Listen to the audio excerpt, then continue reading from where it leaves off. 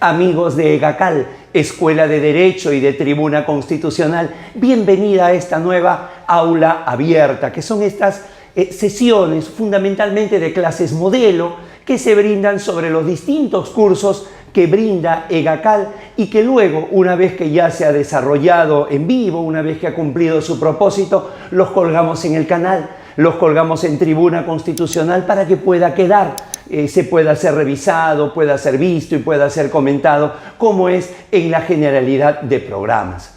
El tema de hoy, el tema relacionado a lo que vienen a ser la metamorfosis constitucional, vienen a ser justamente esos cambios, esas transformaciones, esas modificaciones constitucionales, que a saberse son tres. Viene a ser la enmienda constitucional entendida como aquel cambio menor que tiene el texto constitucional, la reforma constitucional que ya cambia, estamos hablando de un cambio mayor, de un cambio significativo en el texto constitucional, y por último la mutación constitucional, seguramente la más novedosa, la menos conocida de todas estas instituciones, la mutación constitucional entendida ya no como el cambio del texto. El texto constitucional queda intacto, lo que cambia es su significado, lo que cambia es lo que quiere decir, lo que cambia es la interpretación, y a diferencia de los dos primeros, la enmienda y la reforma, que son labores desarrolladas por el Congreso, la mutación constitucional más bien es desarrollada por el Tribunal Constitucional.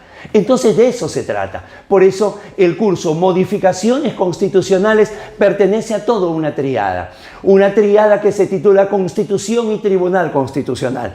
Este maridaje, esto que los hace prácticamente inseparables. Hoy la Constitución y el Tribunal Constitucional tienen justamente, ¿verdad?, esa unión que lo hace inescindible, indesligable para poder entender el texto constitucional, pero que claro, en algunos casos, seguro sin ningún propósito y de manera involuntaria, el Tribunal Constitucional tiene algunos desvíos. Justamente el ponerle la lupa a esos desvíos es lo que nos da pie a los tres cursos. Por eso el primero se llama Precedentes Constitucionales, el Tribunal Constitucional como poder legislativo.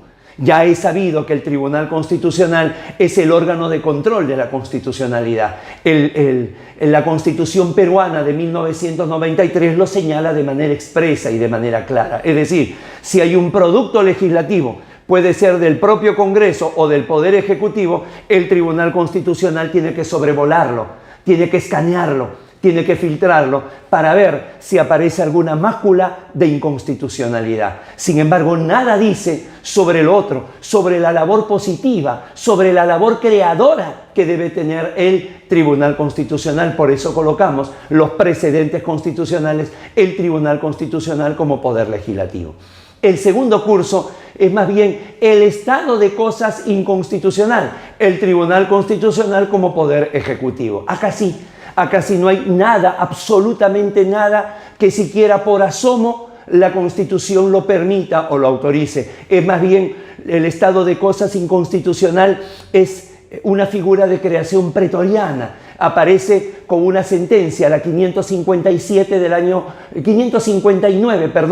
97 de la Corte Constitucional colombiana, en una sentencia unificadora. Y a partir de ahí se ha replicado no solamente en América Latina, sino también en Europa. Empero, repito, el Tribunal Constitucional es un órgano jurisdiccional que controla la constitucionalidad, pero no dice nada acerca de que puede ordenar políticas públicas, como lo hace en cada declaratoria de estado de cosas inconstitucional.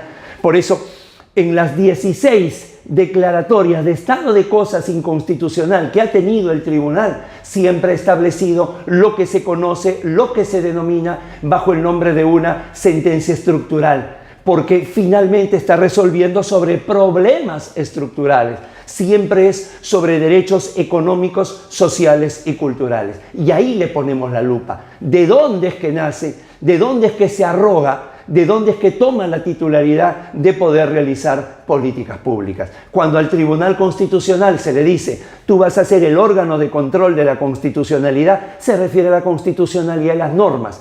Y lo que hace el tribunal al declarar un estado de cosas inconstitucional es declarar la inconstitucionalidad, pero de los hechos.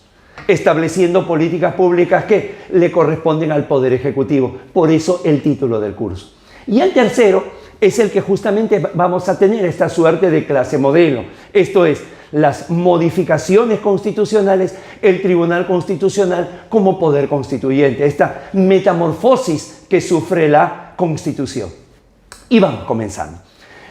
El curso Modificaciones Constitucionales tiene un subtítulo: Enmiendas, Reformas y Mutaciones. Y como ya lo hemos señalado, tenemos que entrar a desglosar, a diseccionar, a amplificar cada uno de ellos.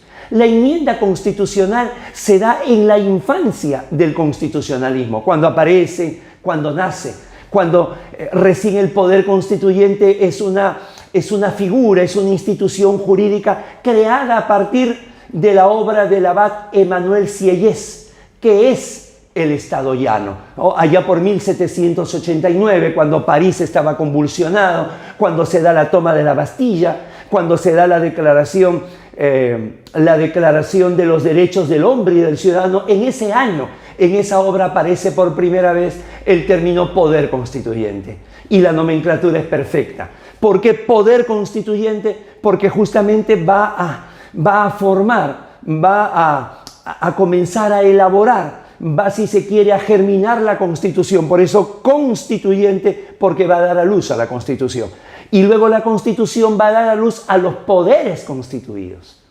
Entonces, este poder constituyente, insisto, estaba formado por quienes lideraban la intelectualidad y las ideas libertarias y emancipadoras de ese tiempo. Para el caso de los Estados Unidos, el poder constituyente estuvo formado por los próceres de Filadelfia: Washington, Jefferson, Hamilton, Adams. Y entonces es tan fuerte el carácter de este poder constituyente originario, que a su vez fueron los primeros poderes constituyentes del mundo. Recordemos, la primera constitución de todo el planeta es la norteamericana y 4 años después la francesa. De tal manera que pensar en una reforma, pensar en que lo que a tanto había costado plasmar en ese texto constitucional, reformarlo, no era bien visto. Si era posible, quedaba marcado a fuego, o si era posible, se tallaba en piedra, como los mandamientos de Moisés. Y entonces allí viene la figura de la enmienda. Es decir, conocedores de que pudo haber alguna omisión, conocedores de que con los años se pueden dar algunas transformaciones en el ámbito político, social, económico, cultural, se toleró algún tipo de modificación, pero era una modificación mínima, era una cirugía menor, era una rinoplastía constitucional, si quieren. A eso se llamó enmienda. Por ejemplo, en los Estados Unidos, la Constitución de 1787, que se mantiene en vigencia, sus 7 artículos permanecen intactos. Lo que se han dado son las enmiendas, pero no modificando el texto. Miren el gran respeto que se tiene por el primer poder constituyente. No modificaron el texto, en lo absoluto. Lo que hacen es añadir, porque advirtieron a los 4 años de promulgada la Constitución, en 1791, pudieron advertir que no habían colocado derechos fundamentales, que solamente lo que habían establecido era el reparto y el control del poder. Es decir, era una constitución política literal. No tenía derechos fundamentales. Y entonces vinieron las llamadas enmiendas. Y los derechos fundamentales que fueron reconociendo, los fueron reconociendo según ellos sentían la importancia de los mismos. Recordemos que los Estados Unidos por aquel entonces eran solamente las 13 colonias de la costa este de Norteamérica Baja. Y entonces habían venido huyendo de Enrique VIII, huyendo de Inglaterra, huyendo de la intolerancia del monarca inglés, huyendo de aquella obligación que quería hacer que todos sean anglicanos y aquella obligación que quería que nunca se expresaran en contra del rey. Y entonces vinieron justamente en busca de libertad. No es casualidad que en la primera enmienda los norteamericanos reconozcan la libertad de religión y la libertad de expresión. Distinto totalmente, por ejemplo, a las primeras constituciones que se van a dar en América Latina, donde lo primero que se grita es libertad, porque inclusive hacia inicios del siglo XIX, con la invasión napoleónica a España, con la formación de las juntas de gobierno y ya con los movimientos emancipatorios aquí en América Latina, ya no se daba o ya no había duda de que la libertad era el bien más preciado. Inclusive la libertad estaba por encima de la vida. Si no basta escuchar los himnos nacionales de nuestros países, de Colombia, de Argentina, de Paraguay, de Bolivia, ¿no? Donde el grito de libertad está inclusive a costo de la vida.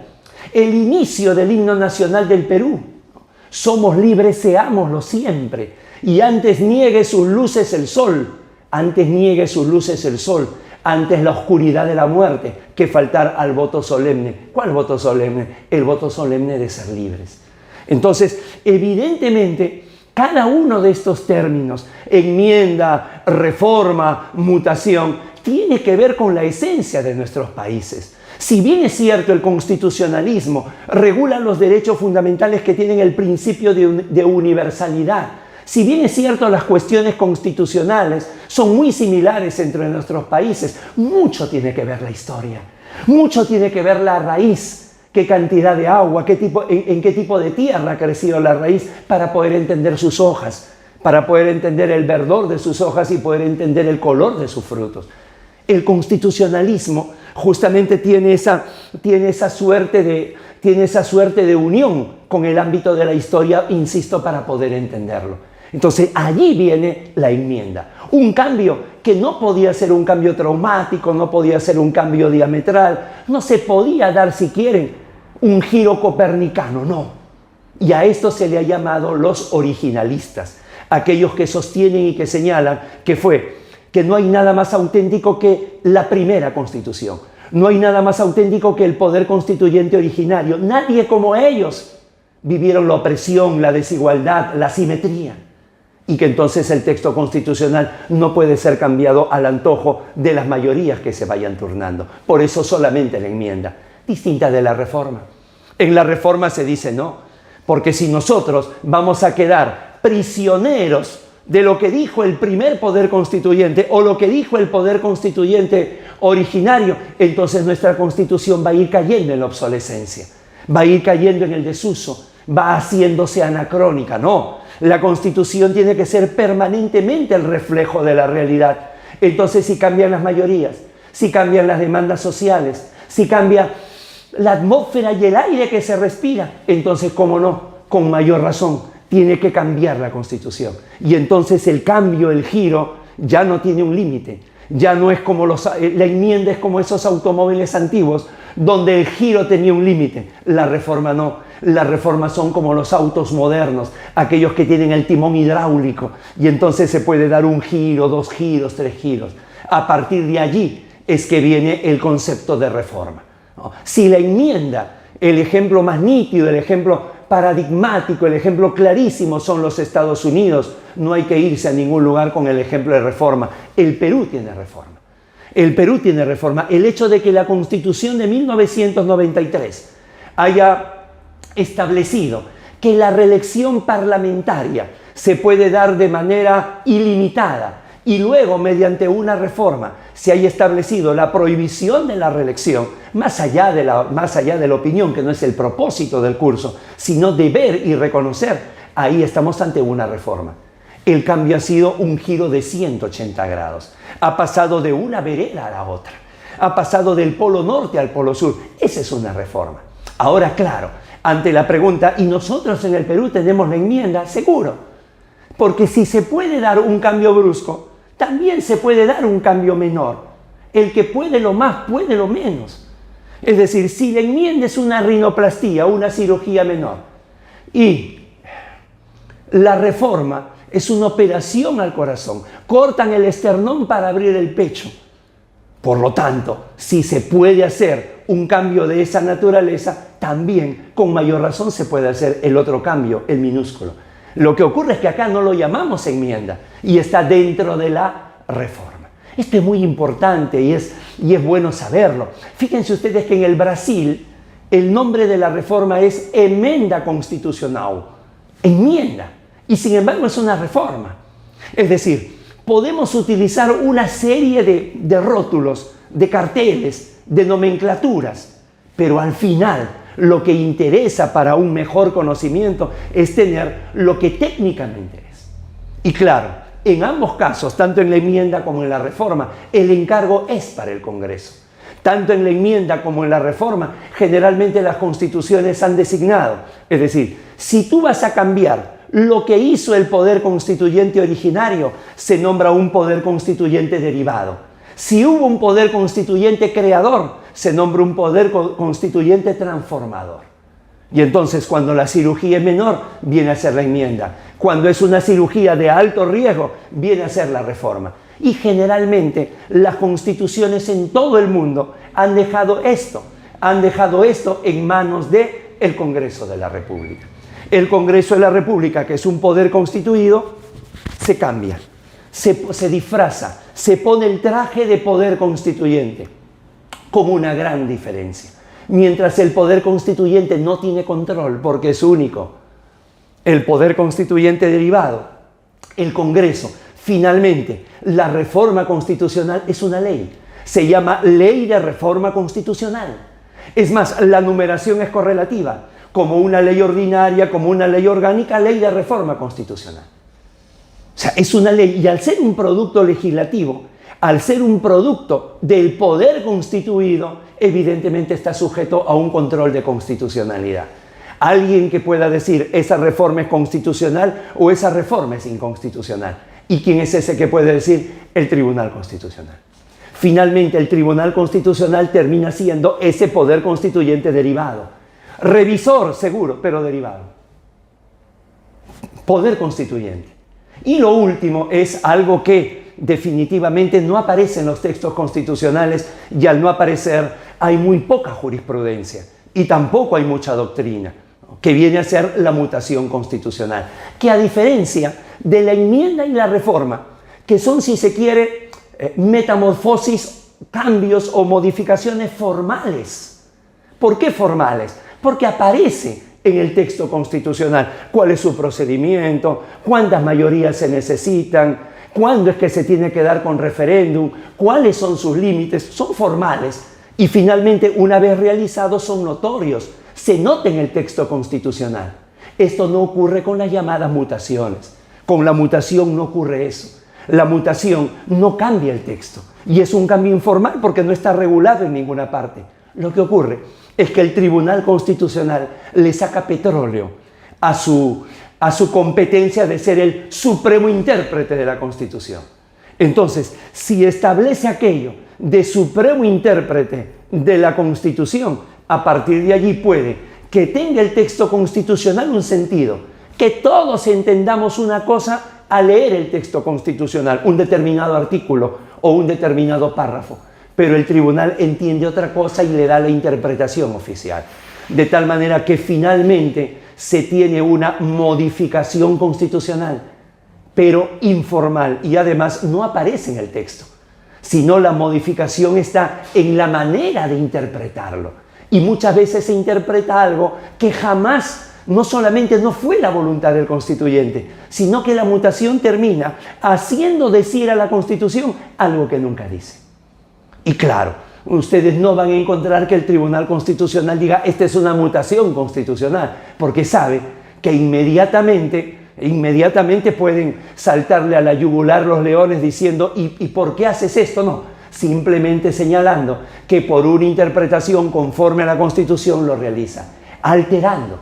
Y esto es lo que trae inseguridad jurídica, esto es lo que trae una suerte de alteración, ¿no? Una suerte de violación, una suerte de contagio a un dogma que es bicentenario, que es el de la división y de la separación de poderes. Cada uno de estos temas lo vamos a analizar en nuestro curso virtual intensivo de modificaciones constitucionales.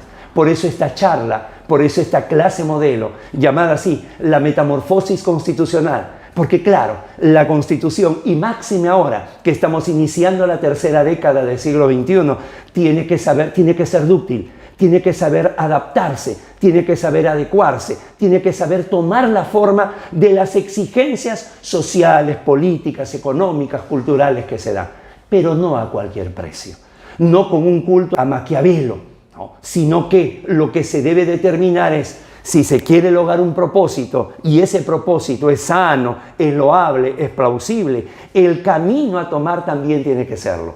Si el camino es un camino sinuoso, es un camino pedregoso, es un camino peligroso con abismos, hay que recorrerlo.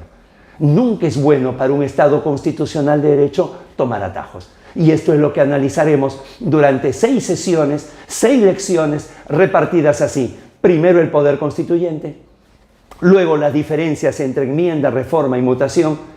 En la tercera lección, los límites a cada una de ellas. En la cuarta, el análisis de cada una de las enmiendas de la Constitución del 93. En la quinta, cada una de las reformas de la Constitución del 93. Y en la última lección, las mutaciones constitucionales que se hayan dado. De tal forma que eso es lo que les ofrece la agenda de EGACAL Escuela de Derecho. Ya saben, están invitados todos. Los suscriptores de Tribuna Constitucional, los alumnos de EGACAL tendrán descuentos especiales. Nos vemos siempre de manera virtual. A cuidarse. Muchísimas gracias.